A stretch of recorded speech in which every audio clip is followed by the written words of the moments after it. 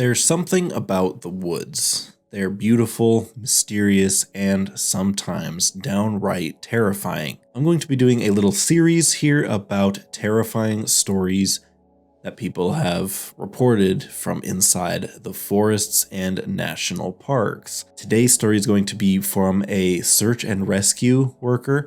This is one of the most popular posts on the r/no sleep subreddit. You may have heard it before, but we're going to go ahead and take a look at it. I remember hearing this story a couple of years ago, but I want to cover it for you guys. That way you can not sleep. Let's take a look at the story. I'm a search and rescue officer for the U.S. Forest Service, and I have some stories to tell. I wasn't sure where to post these stories, so I figured I'd share them here. I've been a search and rescue officer for a few years now, and along the way, I've seen some things that I think you guys will be interested in. I have a good track record of finding missing people. Some of the time, they just wander off the path or slip down a small cliff, and they can't find their way back. The majority of them heard the old "stay where you are" thing, and they don't wander far, but I've had 2 cases where that didn't happen. Both bother me a lot, and I use them as motivation to search even harder on the missing person cases I get called on. The first was a little boy who was out berry picking with his parents. He and his sister were together, and both of them went missing around the same time. Their parents lost sight of them for a few seconds, and in that time, both the kids apparently wandered off. When their parents couldn't find them, they called us, and we came out to search the area. We found the daughter pretty quickly, and when we asked her where her brother was, she told us that he'd been taken away by the bear man. She said he gave her berries and told her to stay quiet, and he wanted to play with her brother for a while. The last she saw of her brother, he was riding on the shoulders of the bear man, and seemed calm. Of course, our first thought was abduction, and we never found a trace of another human being in that area. The little girl was also insistent that he wasn't a normal man, and that he was tall and covered in hair, quote, like a bear, and that he had a, quote, weird face. We searched the area for weeks. It was one of the longest calls I've ever been on, and we never found a single trace of that kid. The other was a young woman who was out hiking with her mom and grandpa.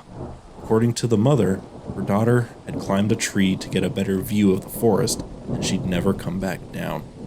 They waited at the base of the tree for hours, calling her name before they called for help. Again, we searched everywhere, but we never found a trace of her.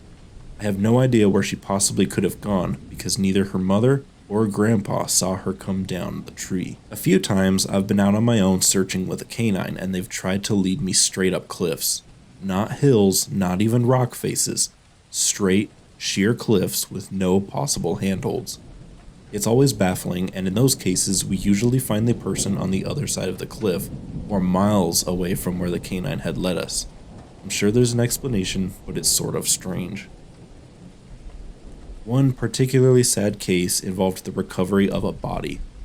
A 9-year-old girl had fallen down an embankment and got impaled on a dead tree at the base.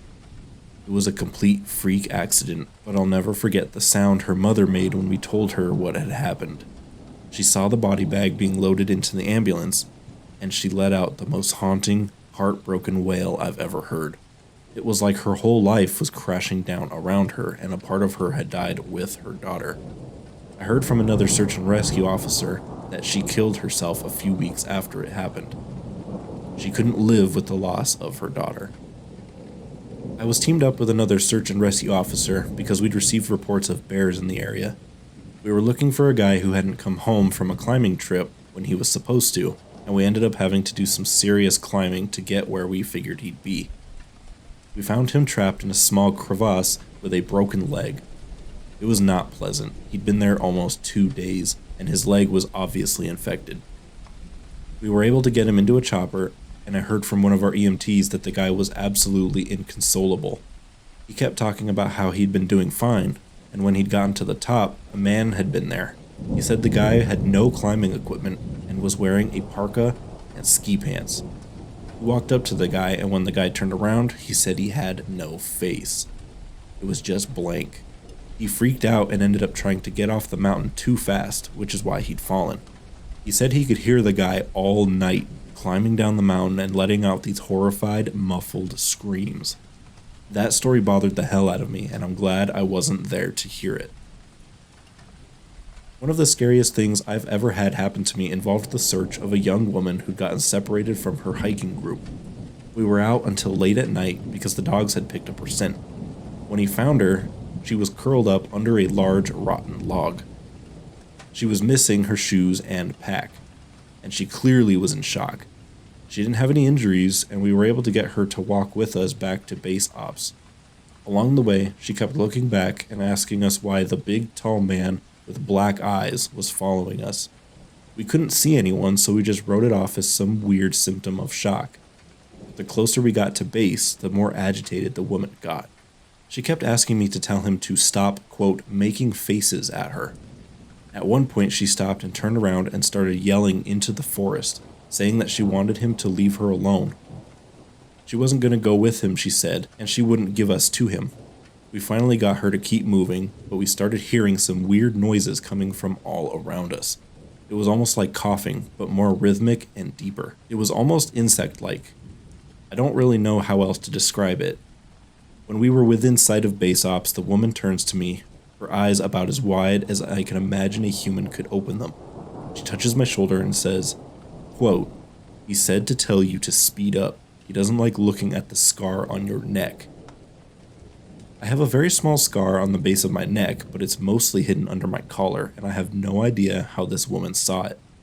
Right after she says it, I hear that weird coughing right in my ear, and I just about jumped out of my skin.